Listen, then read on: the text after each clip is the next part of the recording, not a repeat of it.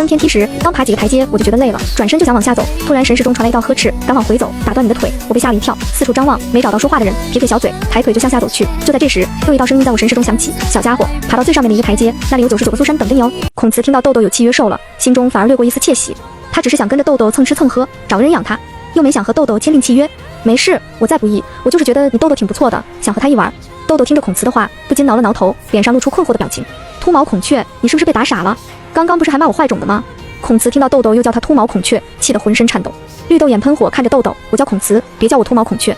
豆豆有意瞥了他那光秃秃的机身，小声嘟囔道：你本来就是秃的，没毛的孔雀。孔慈被他这话气得怒火中烧，理智瞬间全无。他扑腾着翅膀，伸长尖锐的长喙，向着豆豆再次啄去。我和你拼了，你这个黑心肝的小坏种！眼看一人一兽再次打起来时，云川道君轻咳一声，声尖中带着属于高阶修士的威压。行了，小孔雀，你要么回到灵兽峰去，等你爹来接你，要么就选一人认主。孔慈闻言，顿时停下了攻击。他目光在云川道君与景和道君身上来回打量了一下，那他能不能选这两人中一个当主人？云川道君看他那模样，就知道这小孔雀在想什么好事呢。你只能在豆豆和洛静初二人中选一个当主人，其他人看不上你。孔慈听到他的话，有些失望。他看看豆豆，又想到刚刚那个对他生了杀意的洛静初，果断地选择豆豆。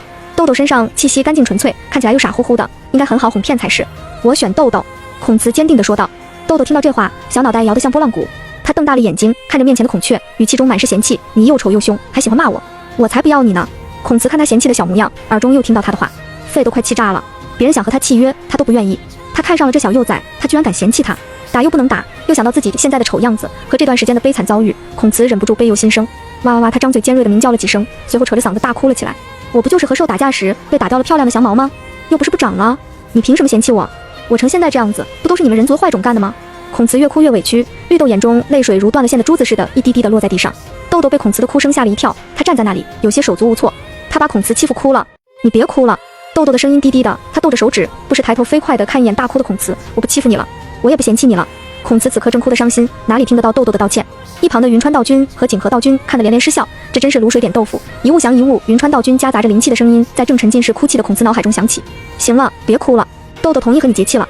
孔慈闻言，哭声戛然而止，生怕豆豆反悔似的，他忙吐出一滴自己的本命精血射向豆豆。云川道君见状，对着豆豆道：你两个结平等契约。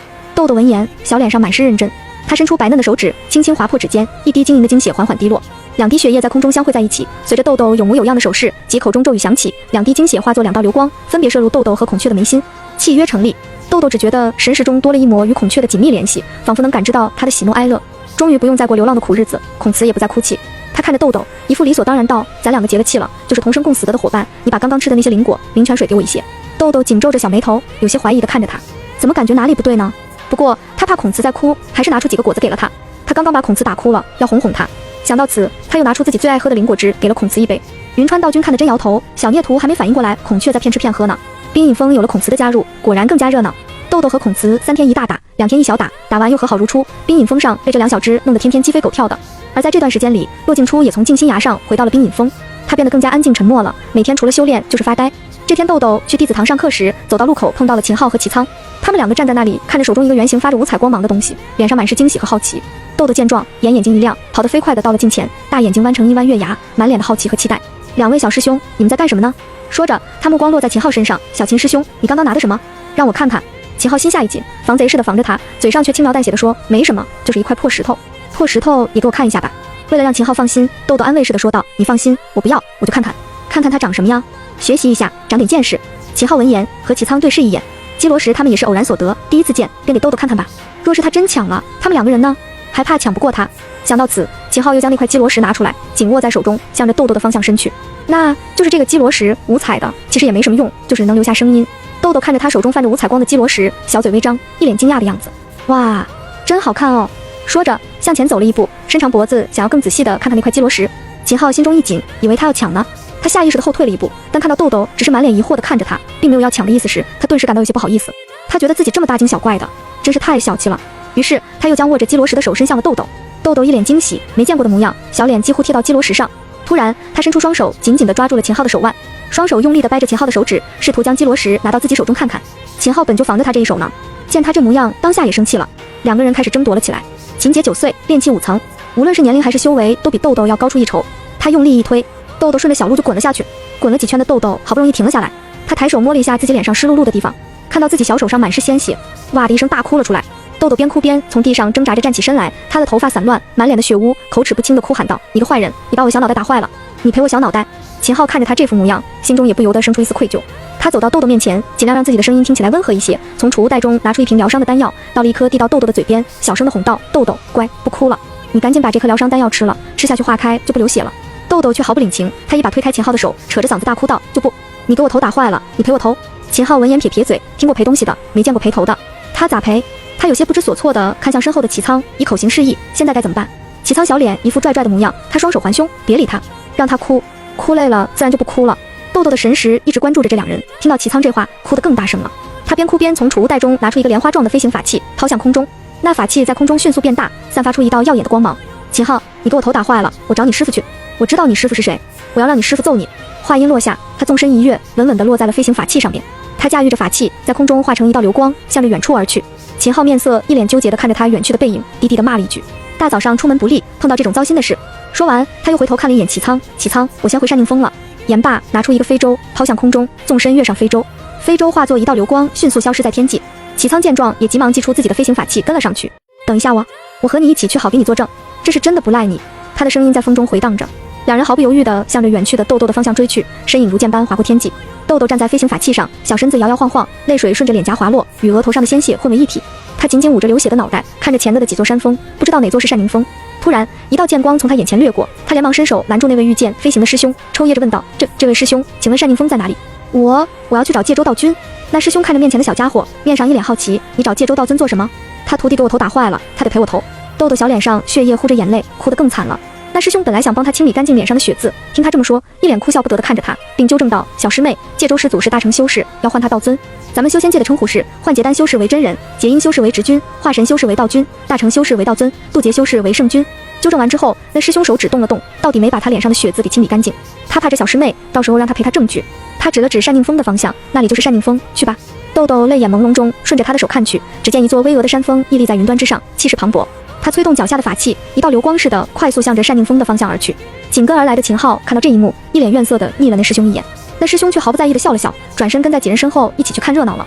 修真的日子太无聊了，有这么好玩的事，怎么也掺和一脚，顺便看看热闹，娱乐一下自己。到了单宁峰，豆豆收了自己的小莲花法器，小手满是血的捂着受伤的额头，哭得撕心裂肺，仿佛整个山峰都能听到他的哀嚎。他口齿清晰地站在外面大喊，声音中带着无尽的委屈：“界州道尊，你徒弟给我头打坏了，流了好多血，你看咋办吧？”他的声音在单宁峰上回荡，引起了不少修士的注意。单宁峰上正在侍弄灵植的界州道尊，神识中看着样子比较凄惨，其实就是头磕破一个小伤口的小不点，额头青筋不由自主地跳了跳。他徒弟大大小小也带了不少，这是第一个捂着伤口上门告状的小崽子。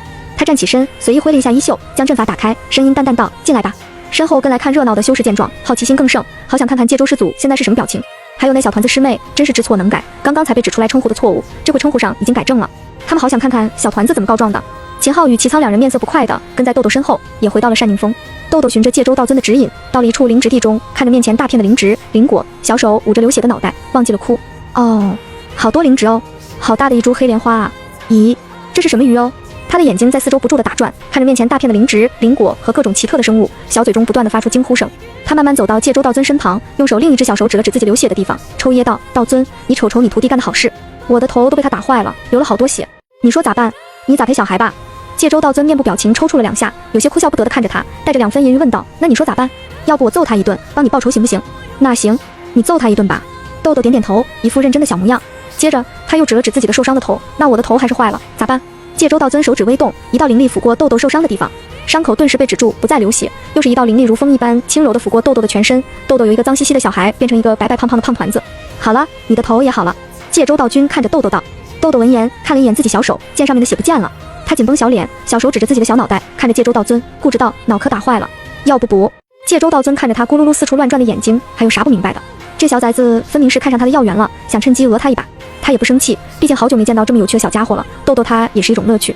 他故意装作不知情，问道：“哦，脑壳坏了，要不补？怎么补呢？你看看我这园子中有没有能补你小脑壳的东西。”豆豆听到这话，顿时心中一阵窃喜，他佯装出一脸严肃的样子，大眼睛咕噜噜地看向四周的灵植。他的目光在药园中四处搜寻，最终定格在了湖里那朵通臂墨宝莲上，抑制住小脸上的开心，迈开小短腿，兴冲冲地向湖边走去。看着他那副小样，界州道尊脸上不禁露出了一抹坏笑。小崽子挺有眼光的嘛。不过那通臂墨宝莲可不是那么好惹的，性子暴得很，打他的主意纯属上赶着找揍。他瞥了一眼走近的秦昊，声音不喜不怒道：“被人找上门告状的感觉如何啊？”小秦昊。秦昊低头看着脚上闪着光泽的白色靴子，声音低不可闻。是他先抢我的东西的，我就轻轻推了他一下。两人交谈间，豆豆已经走到那朵通臂墨宝莲面前，看着面前灵气氤氲的黑色墨莲，豆豆一脸陶醉地抽动了下小鼻子，一脸夸张的小表情看着他。哇哦，好漂亮的莲花哦，我从来没见过这么好看的花，咋长这么好看哦？说着，他小心翼翼地向前迈出一步，神识有些紧张地看着通臂墨宝莲，生怕这花会攻击他。他能感觉到这朵花有意识，而且是个暴脾气的，又往前走了2步。咦，没事，没有揍他。他好话不要钱似的继续对着通臂墨宝莲夸赞，这花长得真有特色，天下地上最好看的花，你这丑丑小花瓣开的真美。通臂墨宝莲被他夸得飘飘欲仙，有些不知所以然。花瓣无风自动，散发出淡淡的香气，仿佛在回应他的赞美。豆豆见状，更加确定这花朵是喜欢听好话的。他迈着小短腿，又小心地向前走近几步，离通臂墨宝莲更近了。他深吸一口气，感叹道：“这灵花咋这么香啊？我闻闻。”说着，他小心翼翼地凑到开得正艳的那朵泛着氤氲灵光的黑色莲花上，深深地闻了一口。一股浓郁的香气扑鼻而来，让他感到心旷神怡。他一脸享受地说道：“香，真香，闻一下3天都不用吃饭了。”此时，岸边的界州道尊、秦昊和齐苍3人正一脸玩味地看着他的行为，3个谁都没有说话。秦昊与界州道尊是知道通臂墨宝莲是有意识的，且脾气暴躁，攻击性强。他们2人是一副看戏的心态，等着豆豆那小崽子摘花时被收拾。至于齐苍虽不知情，但见作为这里的主人的界州道尊都不急，他也就跟着看戏。果然，正如界州道尊所料，这小崽子说了那么多，本就没安心。只见正趴在那朵开得正艳的通臂墨宝莲上的豆豆，对着那朵花突然咬了下去，一口下去将那朵花咬一小半，腮帮子如得鼓鼓的。通臂墨宝莲原本正被夸得飘飘欲仙，突然间感到一阵剧痛，摇动的花瓣瞬间静止了。它整株莲花上灵气翻滚，仿佛受到了莫大的侮辱，猛然挥动着莲叶，那莲叶犹如绿色的巨掌，一巴掌将豆豆拍进了水中。扑通一声，湖面上溅起一片水花，豆豆整个人跌入了湖中。他口中塞满了莲瓣，脸上五官皱成一团，却硬是忍住了没有叫出声来。他怕自己一叫，口中的莲花瓣就吐出去了。通臂墨宝莲怒火中烧，还想要继续攻击豆豆，却被界州道尊给拦住了。行了，宝莲，稍微教训一下这个小崽子就可以了。他年岁还小，可经不住你的揍。要是真给打坏了，咱们可赔不起。他话音落下，通臂墨宝莲委屈的声音传入界州道尊的神识中。可是他吃我开的最好看的一朵花。界州道尊闻言一笑，不以为意地说道：“你再开一朵不就行了？”他话音落下，通臂墨宝莲的叶片在水中疯狂地抽动，仿佛在表达着他的愤怒和不满。你说的好听。通臂墨宝莲的声音变得愤怒起来。你知道那朵花我用了多长时间才开出来吗？界州道尊看着他那般模样，不由得笑呵呵地安抚道：“好了好了，别生气了。他吃都吃了，总不能再给你安回到原处是不是？这样吧，回头我再补你些灵泉灵液，保证让你再长出一朵更漂亮的花来。”他的话语中充满了温柔和宠溺，仿佛是在哄着一个闹脾气的小孩子一般。与此同时，被抽到湖底的豆豆难以置信地盯着面前那条巨大的彩色大鱼，这鱼和他一样大了。他一时间忘记了疼痛，毫不犹豫地伸手扣住鱼的腮帮子，2条胳膊紧紧地搂着那条和他大小的鱼不放，奋力地向着湖边的方向游去。八珍彩旗鱼在湖中悠然自得地生活了许多年，从未遇到过如此突如其来的攻击。看到掉入湖中的豆豆时，他原本只是好奇地游过去想看个热闹，却不料这个小家伙竟然伸手抓住了他。豆豆的小手透过他的鱼鳍探入他的身体，他疼得不住地挣扎，带着紧抱住他不放的豆豆在湖中一顿乱窜，口中低低地发出只有同类能听到的声音，引来了湖中的其他鱼群向着豆豆攻击。岸边的界州道尊见状眉头微挑，轻轻摇摇头，笑骂道：“小混蛋，为了一口吃的连命都不要了。”话音未落，他手指微动，一道灵力席卷而出，精准地卷住了被群鱼围攻的豆豆。豆豆腮帮子如得鼓鼓的，眼睛睁得溜圆，小脸上一脸惊恐的被摔在岸边时，双手双腿死死地缠在八珍彩旗鱼身上，就是不松手。界州道尊看着他那狼狈又可爱的样子，忍不住笑出声来。他佯装生气地逗他道：“你脑壳被秦昊打坏了，吃一口我的通臂墨宝莲就能不好了，怎么还抓我的八珍彩旗鱼？将我的鱼放回去吧。”豆豆闻言，缠在八珍彩旗鱼身上的四肢更紧了，小嘴蠕动2下，就要咀嚼口中的墨色花瓣。界州道尊见状，神识微动，一股无形的力量瞬间将豆豆禁锢，让他动弹不得。这2种灵物可不是这小崽子能消化的。他也不想管小家伙，这孩子一看就是主意大又皮实的，让他师傅自己操心去吧。至于这些东西，全当一个长辈送给小辈的见面礼了。想罢，他看向站在一旁的小徒弟秦昊，开口问道：“这小家伙是哪个疯的？”秦昊看着豆豆折腾了一圈，讹了他师傅这么多东西，有些不满，他就推了他一下，蹭破了些皮而已，他就讹了他们那么多东西。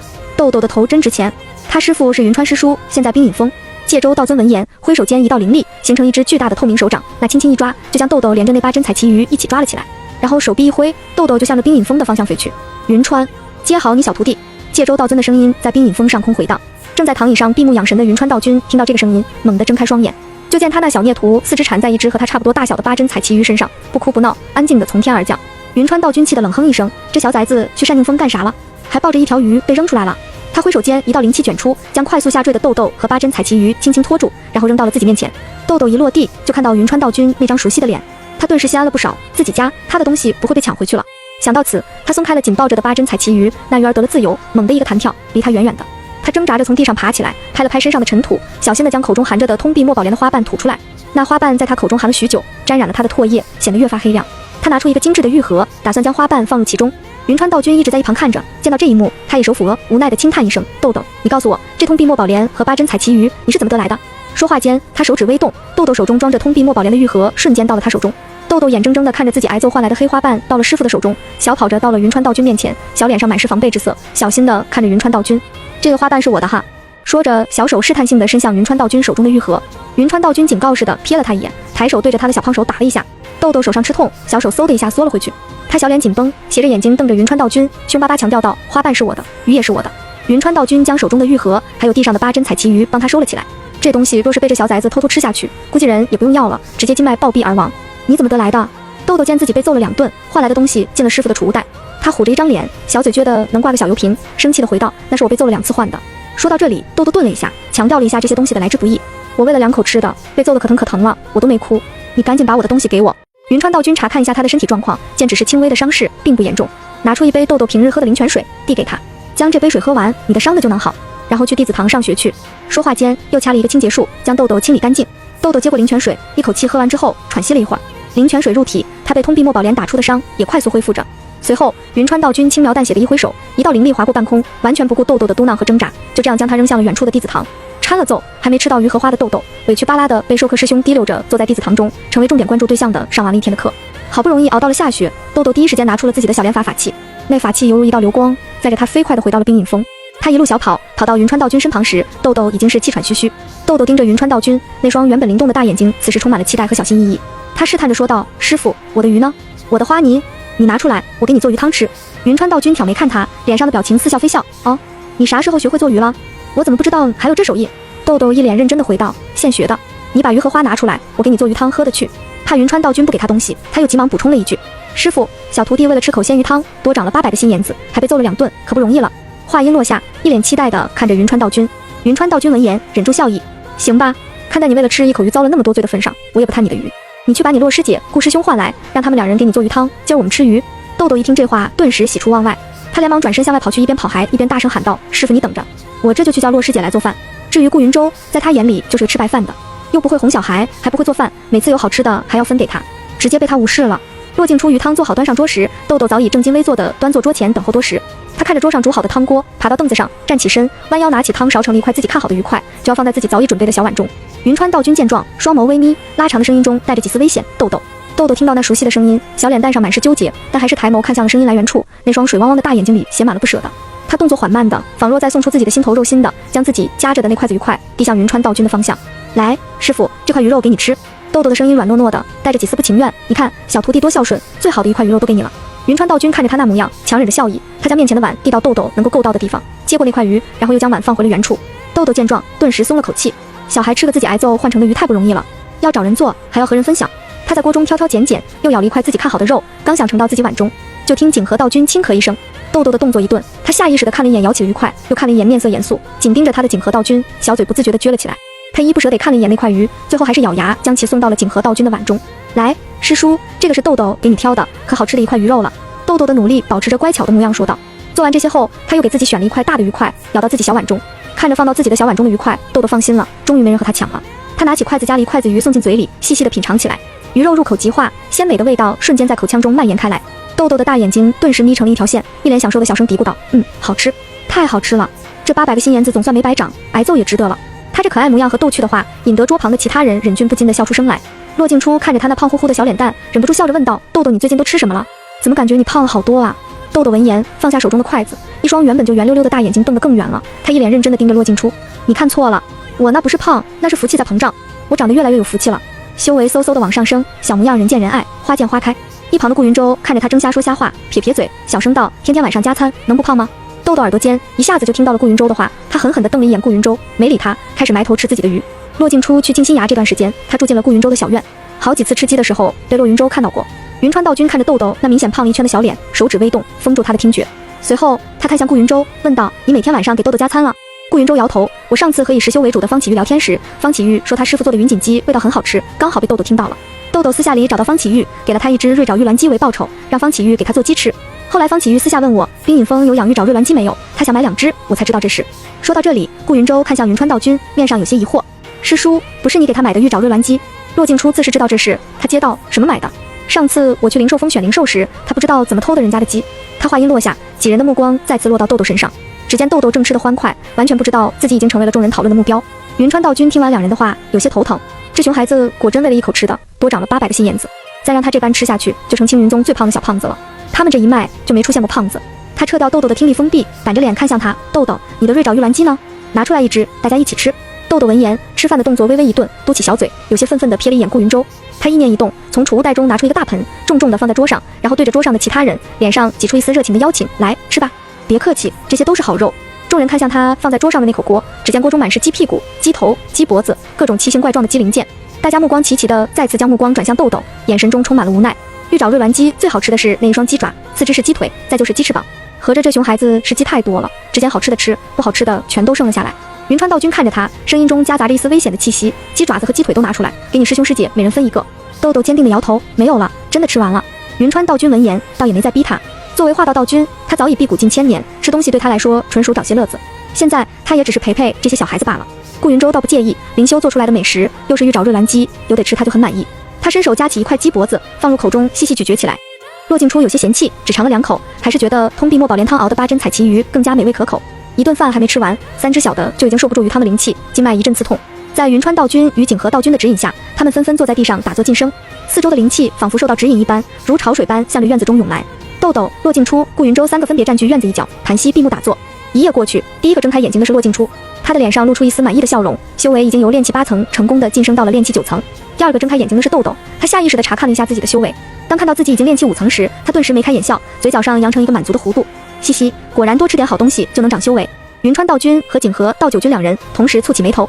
景和道君面色有些干扰地对着云川道君说道，这小崽子这心态有些歪了，需要想法子治治他，万一在外面吃了啥不该吃的东西，到时可就鞭长莫及了。云川道君轻轻嗯了一声，算是认同他的话。豆豆给自己掐了个清洁术，瞬间变得干干净净。他小跑到桌旁，看着空空如也的桌面，疑惑地问道，师傅师叔，我的鱼汤呢？他记得昨晚还剩下一大碗鱼汤的，怎么现在就不见了？云川道君看着他道，被孔雀吃完了。豆豆闻言，小脸瞬间紧绷，斜瞪着他道，师傅你怎么就不知道给小孩留一点呢？自从上次冰饮峰上3只小的同时进阶之后，豆豆对吃的就越发上心了。在他小小的心里，吃些好吃的就能进阶，那他就多吃些好吃的好了。有了上次的经验，他开始主动碰瓷其他有师傅的小弟子。他上次去找界州道尊告状之事，在弟子堂乃至整个青云宗都传遍了。弟子堂中的弟子有意无意地躲着他走，谁也不想因为一些擦伤就被上门告状。豆豆碰瓷半个月也没成功一次，他摸摸自己有些瘪下去的小肚子，他又饿了，咋办？正纠结着呢，就看到赵芷兰从对面走来。豆豆看到他，双眼顿时一亮，这个脾气孬还是个有师门的，就他了。最主要是他知道赵芷兰是青木峰的，还知道他师傅住哪里。与此同时，赵芷兰看到豆豆，眸光微闪。上次那只孔雀据说被豆豆收为灵宠了，那孔雀前世是骆静初的灵宠，如今因为他的阻挠，反而成了豆豆的灵宠了。他一直有些不解，这个豆豆是怎么回事？据他所知，就连骆静初在他手中都讨不了好。骆静初不仅气运逆天，更拥有一双冰凤神目，变异冰灵根，家世也是显赫至极，心智更是高人一等。可为何他会在豆豆这个小丫头片子手上吃亏？看着豆豆一步步走近，赵芷兰脸上挤出一抹微笑，声音温柔地问道，豆豆小师妹，你这是要去哪里啊？豆豆仿若没听到他的话似的，紧绷着小脸，快步走向赵芷兰。到了近前时，他突然猛地向前一扑，双手张开，仿佛要抱住赵芷兰一般。赵芷兰心中一惊，手中运温灵气，对着豆豆扑过来的身体就是一挥。啊！豆豆惨叫一声，虽然他已经提前做好了准备，但赵芷兰的实力毕竟远在他之上。这一掌直接将他打得吐出一口鲜血，小身子也如断线的风筝一般，重重地落在地上，然后咕噜噜地向着山下滚去。豆豆哇一嗓子哭了出来，这次是真的哭了，被疼哭了。赵芷兰冷冷地看着被他打飞的豆豆，顺着石阶向下滚去。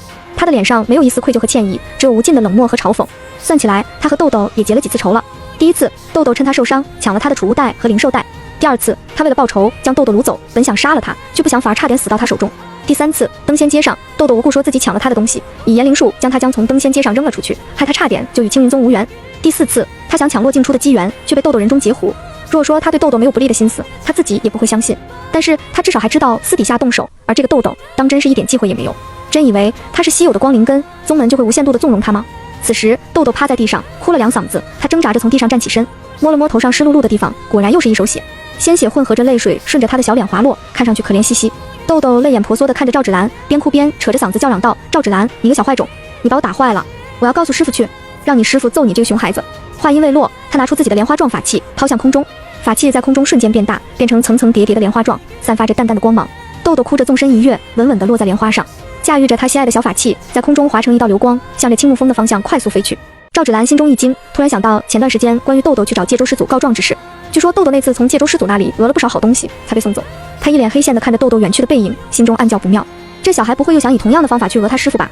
他急忙从储物袋中拿出一个云朵状的法器，毫不犹豫地抛向空中。法器在空中迅速变大，他纵身一跃，稳稳地站在了法器之上。法器载着他，如同一道闪电般向前疾驰，追向前面的豆豆。豆豆小师妹，你听我解释。他边追边急切地传音，我以为你攻击我呢，本能之下才出手打了你，我真的不是故意的，我向你道歉。然而前面的豆豆似乎并没有听到他的解释，或者并不打算原谅他，脚下的小法器速度不减反增，与他拉开的距离越来越远。赵芷兰见状，脚下云朵状法器的速度也猛地提升，她继续传音道：豆豆小师妹，你别这样，我愿意赔礼道歉。我这里有灵乳鸡，还有很多好吃的灵果，都可以送给你。对了，我还有一只小狐熊，特别可爱听话，你也一并拿去玩吧。听到小狐熊，豆豆的耳朵微微动了动，眼中闪过一丝心动，但随即想到，小狐熊虽然可爱，但并不能吃，而且赵芷兰炼气6层的修为，能拿出什么好东西来陪她？想到此，豆豆又向他的小法器中注入一缕灵力，速度又加快了几分。四周经过的弟子们看到这一幕，都感到十分好奇。一个满脸是血、边哭边飞的小女孩和一个在后面紧追不舍的女子，这究竟是怎么回事？有弟子忍不住停下来问道：“这位小师妹，发生了何事？你怎么把自己弄成这般模样？”然而驾驭着飞行法器的豆豆却如一阵风般从那人身旁掠过，只留下他扯着嗓子的抽泣声：“赵芷兰给我打坏了，我要找他师傅去，让他师傅好好管教他这个混账玩意儿。”路过的弟子们议论纷纷，有认识赵芷兰的更是对他指指点点：“这个赵师妹怎么回事？居然把那么可爱的小师妹打成这样！”“是啊，那么可爱的小团子，怎么忍心下得去手？难怪小团子师妹要去告状。”听着这些议论声，赵芷兰气得脸色铁青，被齿紧咬。以前都是她欺负别人、冤枉别人，如今却被别人以同样的方式对待，她终于体会到了这种滋味。而这个豆豆就像是天生来克她的一样。豆豆到了青木峰上空，双手叉腰，扯着稚嫩的小嗓子嚎哭起来，那声音如同被踩了尾巴的小猫，尖锐又带着几分凄凉，瞬间传遍了四周的山峰和幽谷。木运师叔，你在不在？你徒弟把我打坏了，你管不管了？木运真君正在炼丹的关键时刻，听到豆豆这惊天动地的哭声，手一抖，差点将一炉即将成丹的灵药给炼废了。他忙稳住心神，手中法诀快如影，迅速将炉中的丹药一一收取。看着手中下品丹居多的丹药，他眉头紧蹙，探出神识去查看什么情况。待看到豆豆时，他一脸疲惫地揉揉眉心。这小娃不就是上一次宗门收的那个光灵根的弟子吗？他哪个弟子将人打成这样？待看到远处紧随其后，面色焦急的赵芷兰时，眉头蹙得更紧了。他这新收的小弟子，平日里看着挺懂事的，没事欺负小娃娃做什么？想到此，他站起身，长袖一挥，将木灵峰的阵法打开，清冷的声音传到上空：“先进来再说。”豆豆闻言，顿时止住了哭声。他驾驭着法器，摇摇晃晃地落在木灵峰上。在木运真君的指引下，他来到了一处白玉雕成的大殿内。捂着头上流血的伤口进了大殿的豆豆，神识不住地在木运真君的住处查看。这小院里灵芝不多哦。咦，这个木运师叔养鱼了？豆豆用另一只小手指着自己受伤流血的伤口，又指指自己唇角的血渍，小脸上还挂着血泪混成的泪珠，一副愤怒至极的模样。他凶巴巴地看着木运真君，声音带着哭腔说道：“木运师叔，你瞅瞅赵芷兰把我打成什么样了？你管不管吧？给小孩打坏了，咋赔吧？”木运真君看着他一副狼狈的模样，小脸蛋上还沾着泥土，头发也乱糟糟的，配上那副凶巴巴又愤怒的小模样，面上露出一丝笑意。神识仔细查看一番，见豆豆只是蹭了些皮外肉，以及被打的内力稍微有些震荡，并无大碍。他玉手轻抬，一道温和的灵力如春水般射向豆豆。豆豆只觉一股温和的木灵力拂过的他的小身体，那感觉如春风拂面，非常舒服。他大眼睛微眯，舒服的喟叹一声，小脸上的表情瞬间变得惬意。就连刚刚被赵芷兰打伤的地方，还有摔破的伤口，也在这股温和的灵力下如被修复一般，肉眼可见的在慢慢疗愈。木运真君又为豆豆掐了一个清洁术，看着面前干干净净、白白胖胖的小丫头，终于顺眼了。做完这些，他拿出2个玉瓶，用灵气控制着递向豆豆面前，声音温和地说道：“这里是一瓶高阶疗伤丹，一瓶运神丹，算是师叔给你的补偿。”此时赵芷兰也刚好进入大殿内，他一进门就听到师傅那温和的声音，又见豆豆面前的2瓶丹药，他心中有些不明白，豆豆一个小屁孩，不过是磕碰间蹭了些外伤，一瓶低阶的疗伤丹都是多的，师傅居然给了他2瓶高阶丹药，豆豆这和敲诈有什么区别？他忙行了一礼，解释道：“师傅，是豆豆小师妹先扑向我的，我只是本能的将她挥开，才伤了她的，而且她就是一些皮外伤。”豆豆收起面前的2瓶丹药，身体站得直愣愣的，如一颗小松柏，紧绷着小脸，斜着眼睛瞪着他，凶巴巴道：“什么皮外伤？你把我小脑袋打坏了，你赔我小脑袋！”赵芷兰一副看傻子似的看他：“你脑袋好好的在你头上，伤势也已经好了。再者，我听过赔丹药、赔法器的，从来没听过赔脑袋的。”豆豆听话只听自己想听的部分，他抬起小胖手指向自己的脑袋字正腔圆，满脸认真的说道：“你把我小脑壳打伤了，你要给我补脑壳，你不给我补脑壳，我就在你家不走了。”赵芷兰听到他这完全不讲理的话，怒不可遏地反问道：“你的伤明明好了，还收了我师傅的丹药，我给你补什么脑壳？你给脑袋里面打坏了，吃些好东西补补才能好。”豆豆坚持指着自己的脑袋，表情非常认真，那小模样仿佛在说一件至关重要的大事。你赵芷兰看着豆豆一脸认真的当无赖样，手指颤抖地指着他，气得不知道说什么了。他抬头看向大殿上守的木运真君，有些委屈地唤道：“师傅。”他无理取闹，木运真君轻轻抬手制止了他未完的话。他目光平静，甚至带些好奇地看向豆豆。一个小娃娃还不值得他给2瓶高阶丹药，他给豆豆2瓶高阶丹药，也是看在豆豆的师傅与师叔的面子上。修仙界高阶修士之间错一个阶别，实力却天差地别。他是单修，本身战力就不高，此举也是有意向云川道君示好。那你说说看，该怎么给你补受伤的小脑壳呢？豆豆闻言心中一喜，面上却依旧保持一脸的认真的小模样，稚声稚气的回道：至于补脑壳，吃灵果也补脑壳。木运真君闻言眉头微挑，心下有些了然，合着这小家伙就是来讹些吃的。不知道他师傅知道了这小崽子在外的所作所为作何感想？他有意逗逗，面上装作一副恍然大悟的模样。哦，原来这样啊！本君殿外有一个池子，池子中养的有鸡尾锦鲤，你若是喜欢，便去抓几只回去补补你的小脑壳吧。不过记得要凭自己的本事哦。言罢，他手一挥，一道灵力如疾风般卷起豆豆，将他扔进了外面的池水中。豆豆被灵气卷起，又扔出去，面上一副习以为常的模样，不哭不闹得非常安静。随着砰一声巨响，他被扔到了池水中，溅起了无数的水花。在水下，豆豆的眼前出现了一群受惊的红锦鲤，他心下一喜，身体瞬间变得灵活无比，如一个小炮仗似的，向着其中一条最大的锦鲤射去。他在池中折腾的池水泛起阵阵涟漪，追着池中的鱼跑了数圈，累得气喘吁吁，一条鱼也没抓到。鱼抓不到，还有莲蓬呢。有些生气的豆豆浮出水面，向着湖中生长得正好的莲花游去，泄气似的对着几只长熟的莲蓬粗鲁地拽去。连拽了3个莲蓬，正打算拽第4个，突然一道灵力卷起他的身体，连带着湖中的鸡尾锦鲤鱼一起抛向高空，向着木林峰的方向扔去，直至冰隐峰上空。木运真君清冷的女声响起：云川师叔，我将豆豆给你送回来了。正在冰隐峰上一处山巅静坐的云川道君无奈地睁开眼睛，抬头看向冰隐峰上空，只见他的小徒弟手中紧抓着3只绿色的莲蓬，不哭不闹，安安静静地从天而降。四周还伴着几只长得异常肥胖、通体红色的锦鲤，一起向着冰隐峰坠下。他挥手间，一道灵力卷起小孽徒，射到自己身边。看着豆豆手中的莲蓬，再看看一同落在地上的鸡尾锦鲤，他眼眸微眯，面色严肃地看着豆豆。这小混蛋是讹了青木峰木运真人的东西，不会是上次去单宁峰得到了好处，上瘾了，想以此手段讹别人东西吧？想到此，他意念一动，手中一截黑色的棍子已然握在手中，面色冰冷地看着豆豆。豆豆手握莲蓬，刚从地上爬起来，抬头就对上云川道君那张想要揍他的脸。他浑身一紧，感觉小屁股又疼了，立马站得笔直，嘴角扯出一抹微笑，露出8颗小奶牙，声音脆甜，清灵灵地唤了一声师傅。云川道君不为所动，一脸正色地看着他，冷飕飕地问道：我问你，你去木林峰做什么了？手中的莲蓬和这几只锦鲤是怎么回事？豆豆提心吊胆地看着云川道君，生怕自己被揍。他目不转睛地紧盯着云川道君的脸色，说话有些结巴：就是师叔的小徒弟给我头打坏了，我就去找师叔给我报仇去了，然后师叔送我这些东西补脑壳呢。云川道君把玩着手中的黑色木棍，正颜厉色地问道：木运的小徒弟为什么打？豆豆紧张地微微抿唇，有些底气不足：我找他玩呢，他就给扔出去了，然后我就从台阶上咕噜地滚下去了，小脑壳就摔坏了。看着云川道君越发冰寒的脸色，他不放心的又补充道：赵芷兰打我了，给我打伤了。云川道君扬了扬手中的黑色棍子，豆豆见状心中一紧，锦鲤也不要了，转身拔腿就跑。跑的时候还不忘给自己双腿注入灵力，一道旋风似的跑到离云川道君50米开外，才停下来，转身神情紧张地看向云川道君。云川道君见状冷笑一声：小崽子，我想揍你，你跑得掉吗？话音落下，对着豆豆勾了勾手指，豆豆的小身子便不受控制的又飞回到云川道君面前。他面色有些害怕的看着云川道文，再次声明：师傅，我真没干坏事，是赵芷兰先揍我的。云川道君也不理他，扬起手中的棍子，对着他的屁股砰砰砰的先招呼了几下。豆豆被打得直跳脚，躲又躲不掉，小身子气得直蹦跶，有些气急败坏喊道：师傅，别打了，豆豆现在已经长大了，是个小大人了，你老是打我屁股，这叫什么事啊？传出去多丢人啊！眼看自己怎么都躲不掉师傅手中的棍子，豆豆也不挣扎了，小身板站得直直的，也不动了。他紧绷着小脸，斜着眼睛瞪着云川道君，凶巴巴地说道：云川，我跟你说哦，豆豆现在是大海了，你有话就好好说，别老是用棍子打我，要不然的话，我真的不客气了哦。云川道君闻言冷笑一声，停下手中揍他的动作，挑眉问道：来说说你要怎么对我不客气？豆豆板着面孔斜眼看他，怎么不客气？你是不是忘我会言灵术了？我告诉你哦，我现在言灵术学得好得很，那一说一个准。云川道君不以为然，扬了扬手中的千年杨柳枝，这东西是他偶然所得，放在空间中一直闲置着，这2年就用来揍熊孩子了。不过打到身上那是真疼，打一次长一次记性。那你是不是忘记了我会禁言术？还有，我要是没记错，你的言灵术1天就能用2次半，至于那半次就是好坏参半，时灵时不灵。豆豆看他不再打自己，脸上唬人的小表情立马换成一副乖巧模样。他瞪圆眼睛，一脸认真地看着云川道君，稚声稚气地说道：师傅，我是个小大人了，有事咱2个好好说，能有什么大不了的事，非要动武解决？好人他都不动手，他动嘴。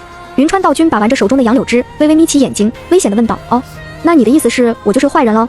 豆豆顿时小脑袋摇得跟拨浪鼓似的，连连说道：不是的，师傅，我不是这个意思，我们只是在说动武不好的事情，没有说好人坏人的事情。云川道君似笑非笑地看着他，小崽子还知道转移话题了，光灵根的修士他接触的少，不知道什么情况。不过就他这小徒弟，心思单纯是单纯，也是真皮。而且豆豆讲话时总是习惯性的一脸认真地盯着别人看，让人不由自主地相信他所说的每一句话，就连测谎时都检验不出他到底有没有说谎。他和景和猜测，大概在这小崽子的心里，他所说的每一句话都是真的，不存在任何怀疑和虚假，所以他的情绪中只有真诚和纯粹，这也使得测谎时对他没用。他用手中的杨柳棍指了指地上的鱼，还有豆豆手中的紧握着的莲蓬，说说吧，这东西是怎么来的？怕这小孽徒忽悠他，他郑重地加了一句：我等会让你师姐去问问事情的经过，若是与你说的话不符，你就等着挨揍吧。豆豆歪着脑袋想了一下，还是他自己说实话吧，说假话被查出来真要挨揍了。就是我想吃鱼了，找了个机会让赵芷兰揍我一顿，然后我就去他师傅那里告状去了。他师傅就给我丹药，还有鱼，用来给我补小脑壳。说到这里，他看了看自己手中的3只莲蓬，又看向云川道君，这些莲蓬是我自己摘的。云川道君听完他的话，又扬了扬手中的杨柳枝，吓得豆豆一个机灵，赶在他动手之前说：“师傅，有话好好说，别动手动脚的。”云川道君定定的看他一瞬，声间淡淡的：“豆豆，下次若是在和别人打架时，你也不用去别处告状，你直接回来，我给你评理。”说到这里，他顿了一下，脸色瞬间变得严肃：“若是再被别人扔回来，你就等着挨揍吧，听到没有？”最后一句话中隐隐带着一丝神识威压。豆豆连连点头，知道了，下次再有人打我，我就先回冰隐峰找你评理。云川道君收起了手中的棍子，又将地上的几只锦鲤扔到冰隐峰灵药园边的一处池子中。锦鲤过几天，让你师姐给你做成红烧鱼。这段时间老实些，再敢出去讹人，当心我把你小屁股给你打肿。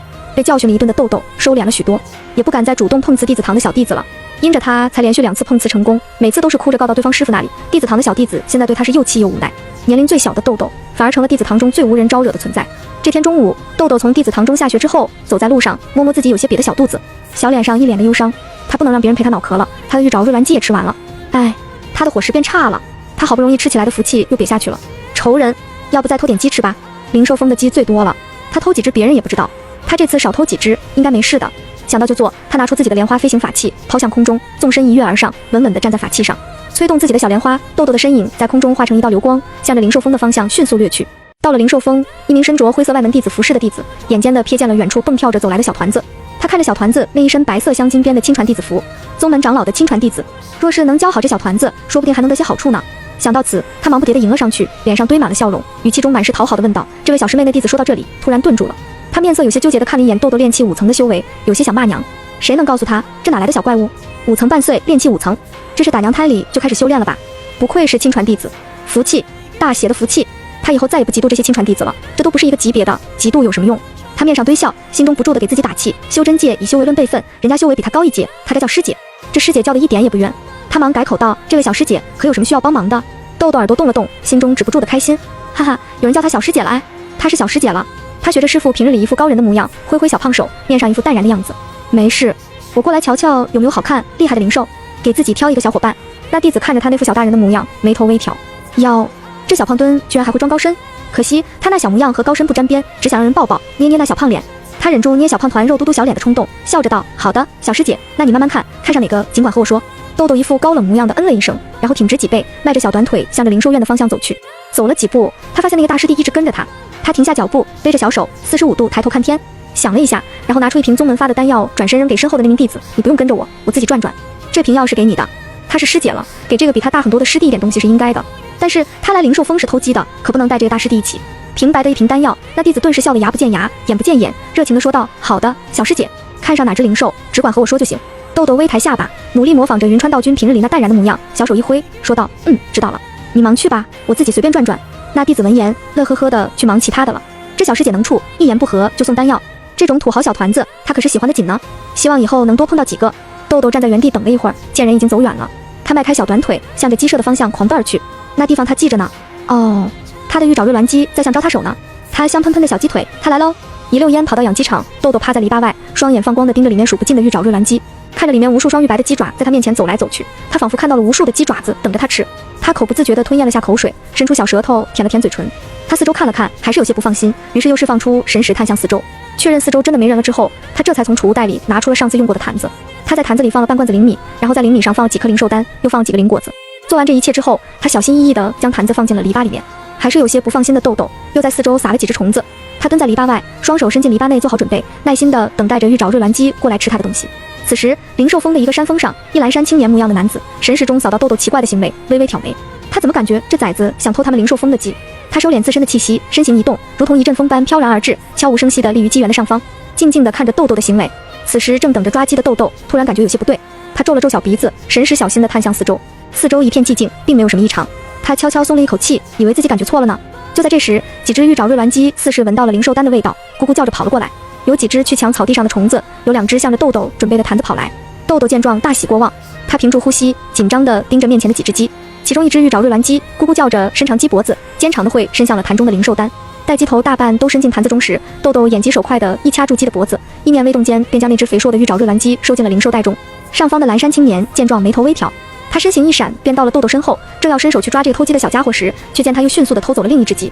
刚收了一只鸡的豆豆，正自信满满的准备继续他的偷鸡大业时，突然感觉有人扯住了他的后衣领，紧接着他整个人被提了起来，双腿离开了地面。他仰头看向头顶上方，只见一个长发用白玉簪子随意挽起的青年正板着脸看着他。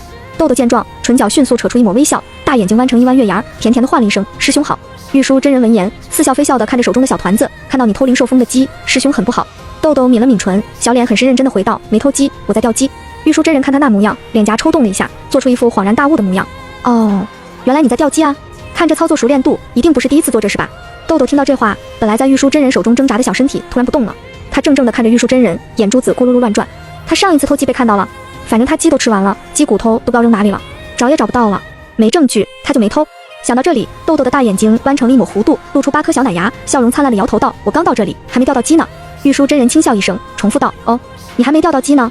那这里的鸡怎么少了2只？”豆豆闻言，小脑袋转得飞快，随后看着玉真人，一脸呆萌地说道：“少了2只鸡，他们是不是跑出去玩了？你把我放下来，我去帮你找鸡去哈。”说着还挣扎了几下。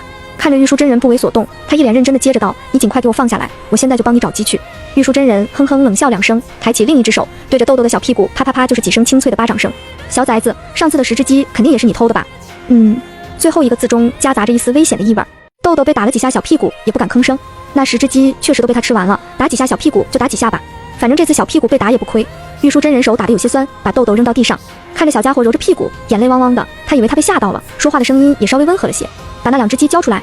豆豆揉着被打得火辣辣的小屁股，小嘴撅得老高，他睁着泪光蒙蒙的大眼睛，扬起小脑袋，委屈地看着眼前的玉书真人：“你都打我小屁股了，你咋还给我要鸡？”玉书真人有些没弄懂他的话，疑惑地问道：“我打你是因为你偷鸡，你刚刚偷了2只鸡交出来，不是应该的吗？”豆豆有些生气了，他都挨揍了，还给他要鸡，那他小屁股白挨揍了。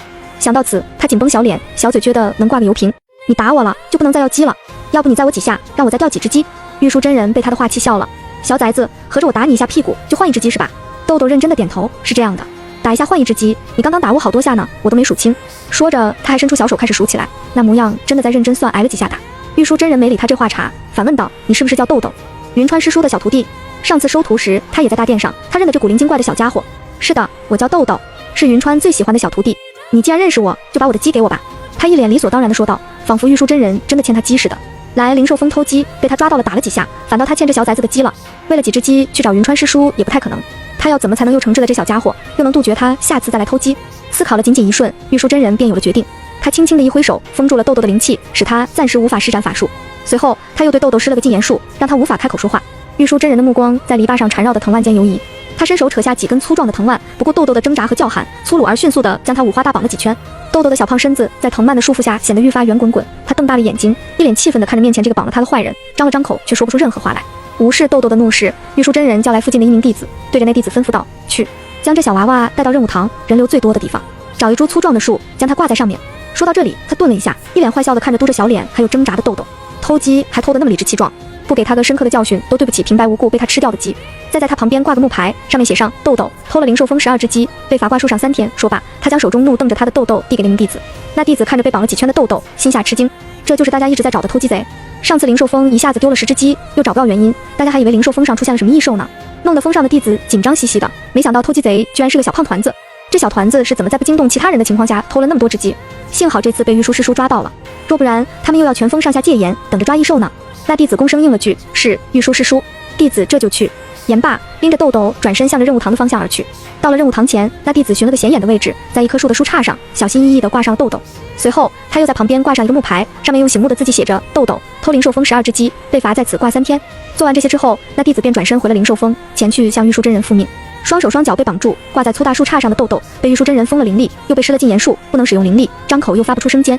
他小身子在树杈子使劲的挣扎，奈何那弟子找的树是一棵比豆豆小身子还粗的大树，任他怎么挣扎，依旧被牢牢地挂在树上。没过多久，便有来往的弟子们注意到了这一幕，大家纷纷聚拢过来，围着豆豆指指点点，议论纷纷。这师妹真是胆大包天，居然敢跑到灵兽峰去偷鸡。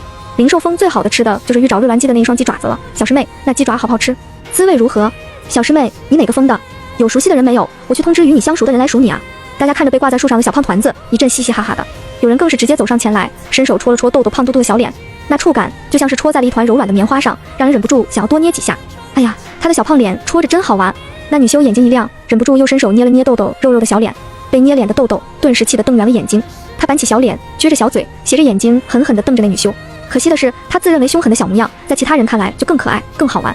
众人看他那奶凶的小模样，更想逗他玩了。喜欢萌物的修士先后上前去捏他的小脸，摸摸他的小脑袋。有些修士手上不知轻重，下手力道重了些，掐得豆豆眼泪汪汪的。他被气得小身体在树上挣扎得更厉害了，气死他了！这些人怎么都捏他的脸？这可是他的小脸啊，肉嘟嘟的，会疼的小肉脸啊！这么大的人了，就不知道心疼一下小孩子吗？就知道捏他脸，也不知道把他放下来，气坏他吧！任务堂前的大树前聚集了一堆看热闹的弟子，大家边逗豆豆边闲聊着。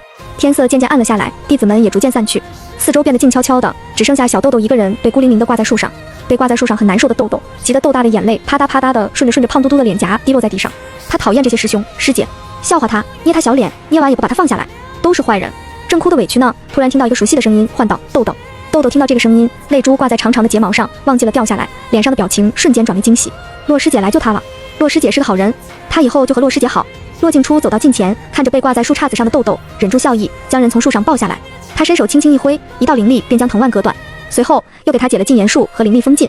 他摸了摸豆豆的脑袋，蹲下身看着他，道：师叔下午时已经让人给灵兽蜂送过灵石了，而且又帮你买了20只雉鸡，放在冰饮蜂上养着，你以后莫要再去偷鸡了。豆豆闻言，小眉头紧绷，抽噎着道：那师兄都给我挂树上了，师傅还给他灵石了，那他不白挨揍，白白被挂在树了吗？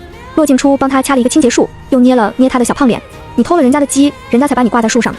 豆豆小眉头皱得更紧了，可是他把我挂树上半天了。洛静初看着他鼓着包子脸，一脸不服气的模样，心下吐槽：偷了人家那么多鸡，只是把你挂树上半天，已经是看你师傅的面子了。他也不想和这熊孩子掰扯这些，还是让师叔和他掰扯吧。想到此，他拿出一艘精致的小舟抛向空中，非洲空中瞬间变大，他一把抱起豆豆，纵身一跃上了非洲。刚到非洲上，洛静初便把豆豆放在了非洲上。他看着还在鼓着包子生气的豆豆，总感觉这熊孩子又吃胖了。那张小胖脸上两侧的肉嘟起来，更像一只胖土拨鼠了。当然，这话他可不会当着豆豆的面说出来，要不然这熊孩子会一脸认真的给他掰扯。他那是福气在膨胀，不是胖。非洲在空中化作一道流光，眨眼间便回到了冰饮峰。到了冰饮峰，豆豆一阵旋风似的向着云川道君的院子飞奔。到了院子前，他猛地撞开小院的门，发出一声震耳欲聋的响声。紧接着，他如同一颗小炮弹般，以迅雷不及掩耳之势，向着坐在院中时桌前的云川道君扑去。师父，他清脆的声音此刻拉得又长又尖，充满了委屈。亲亲小徒弟，差点就回不来了，你差点就看不到小徒弟了。云川道君见状，抬起一只手，刚好按在扑过来的豆豆的小脑袋上。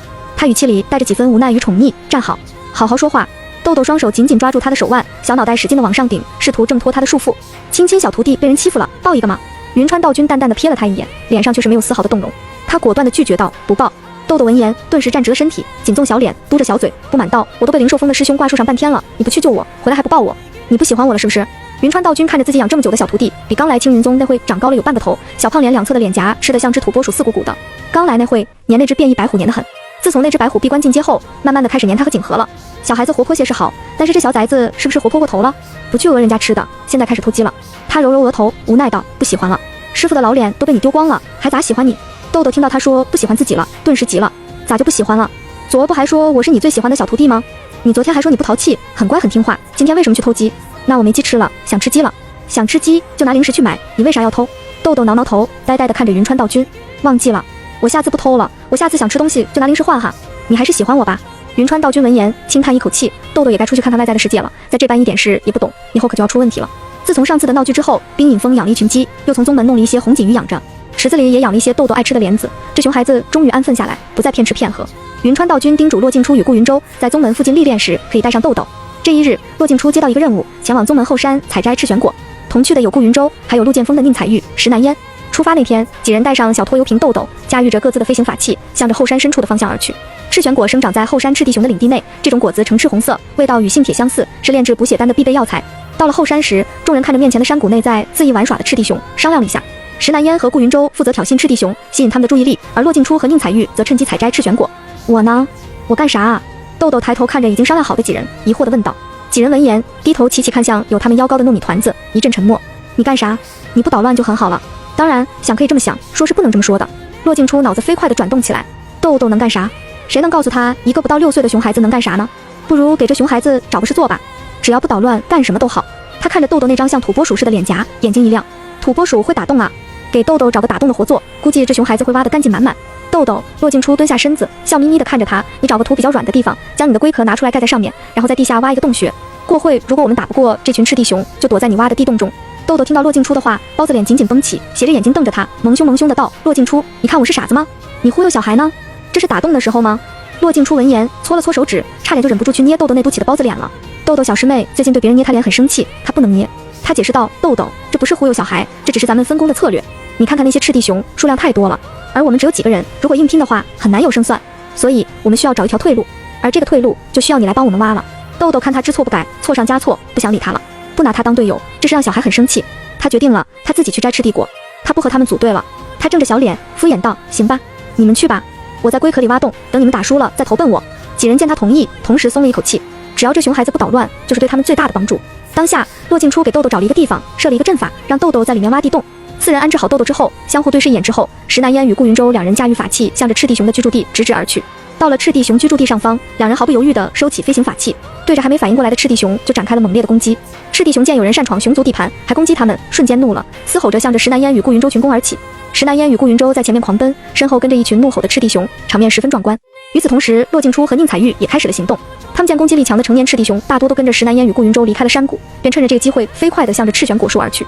骆静初对付剩下的赤地熊，宁采玉采摘赤玄果，两人配合无间地采到了足够的赤玄果之后，也闪身向着山谷外而去，身后同样紧追着几只愤怒的赤地熊。躲在阵法中的豆豆听着外面震耳欲聋的动静渐渐平息，直至恢复宁静。他收起阵法，向着赤地熊的居住地走去。到了那片生长着赤玄果林子前，剩下的几只赤地熊低吼着，四肢着地，缓缓向豆豆逼近。其中一只体型硕大的赤地熊突然吼叫一声，纵身一跃，向着豆豆的方向猛扑过来。